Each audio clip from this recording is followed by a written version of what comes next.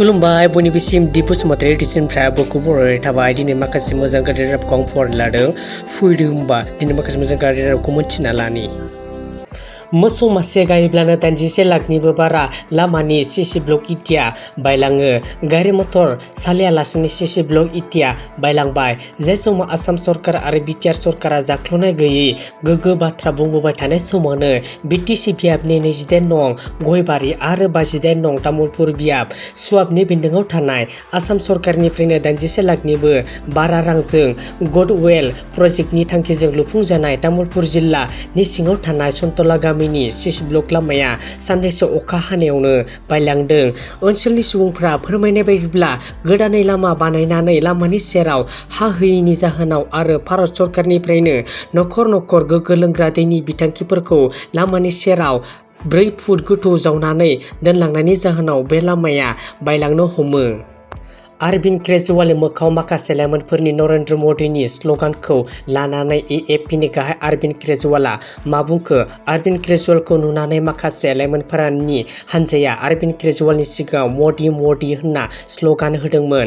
थांखियानो जादोंमोन अरविंद केजरीवालखौ लाजि फोनांनाय, नाथाय लाइमोनफोरनोसो गोख्रों फिननाय होफिनदों अरविंद केजरीवालआ बुङो, जायनो स्लगान होयो होबाय था, आं बादा होनाय नङा, नाथाय गोसोआव ला बेकार जेंनाखौ केजरीवालआ सुस्रांगोन। नोंथांमोननि न'नि मोब्लिब बिलखौ केजरीवालआसो फ्रि खालामना होगोन। नोंथांमोननि गथ' गथायनि फरायसालियाव थांनाय सुबिदाखौ केजरीवालआसो खालामगोन, रावबो खालामनाय नङा।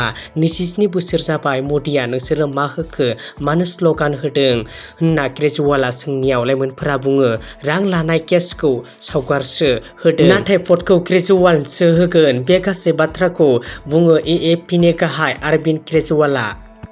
दिल्लीनि डेपुटि चिफ मिनिस्टार मनीष सिसोदियाया एपी दोलोखौ नागारनो थाखाय नारसिनजादों। बिजेपि दोलोआव हाबनायनि थाखाय गेदेर अफार मोनदों मनीष सिसोदियाया बिजेपि दोलोआव हाबोब्ला दिल्लीनि गिबि मन्थ्रि खालामगोन होनना अफार होदों। मनीष सिसोदियानो दिल्लीनि डेपुटि चिफ मिनिस्टार मनीष सिसोदियानि सायाव सीबीआईआ नायबिजिरनाय सोलिगासिनो दंमोन। बेबायदिनो थांनाय सानखालि सीबीआईआ 9 घन्टा सोंथि सोंदोंमोन सीबीआई मनीष सिसोदियाखौ, नाथाय केसनि सायाव सोंथि सोंनायनि अनगायै गुबुन आलादा बाथ्रा बुंनानै बिजेपि दोलोआव हाबनो नारसिननायखौ नुनो मोननाय जादों। आरो बे बाथ्राखौ दिल्लीनि डेपुटि चिफ मिनिस्टार मनीष सिसोदियाया गावनो गाव बिबुंथियो। बेबायदिनो सीबीआईनि सोंथि सोंनाया माबोरै नारसिनजाया आरो मा जायामोन, बे गासैखौबो रोखायै फोरमायना होदों दिल्लीनि डेपुटि चिफ मिनिस्टार मनीष सिसोदियाया। थांनाय मोनायाव हग्राजुलि दख'रा दुलाराय बर' फरायसा आफादनि बेन्दोङाव थानाय 1 नं आदाबारि गामिनि गबिन्द्र बर'नि फिसाज्ला बिशाल बर', 25 बोसोर बैसोनि आरो बिराम रामसियारिनि बिसि, सानै उन्दै गथ' गोनां माइनाव रामसियारिया थांनाय हरनि 12 रिंगायाव बिसोर सानैजों गोमानानै दङ।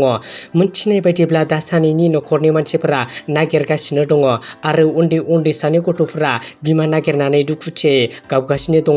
नोंथांमोनहा सोरबाफोर नुदोंब्ला 8011374140 आरो 8474805218 नाम्बाराव नखरनिसिम फोरमायहरनो थिनदों। बिहामजोआ गावनि बिहावखौनो ओंखाम जाबाय थानाय समाव दै गुदुंजों मोखाव गारनानै होदों। बे जाथाया सोमजिदों तामुलपुर जिल्लानि सिङाव थानाय थलकुसि गोरजियापारा गामियाव।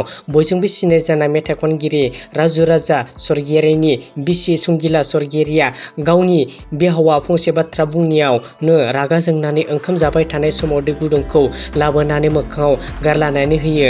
दै गुदुं गारना होखांनायनि उनाव फिसाय राजु राजाखौ लानानै बहाबा खारखुमा लाङो। दायो बिफा जगेन स्वर्गियारिया दै गुदुं गारजानानै मोखां गंसे जोखोम जानानै दङ आरो मेगन थाइनैयाबो नुयै जानानै दङ। जोखोम जानानै देहा फाहामसालियाव लांनो थाखाय नखराव गोबां जेंना गोग्लैनानै दङ। दुखुथियै बिमा बिफाया फिसाज्लाखौ न'फारसे फैफिननो खावलायदों।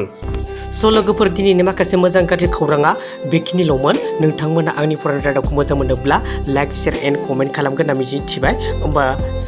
Thanks four वाचिं। गोजोन्थों।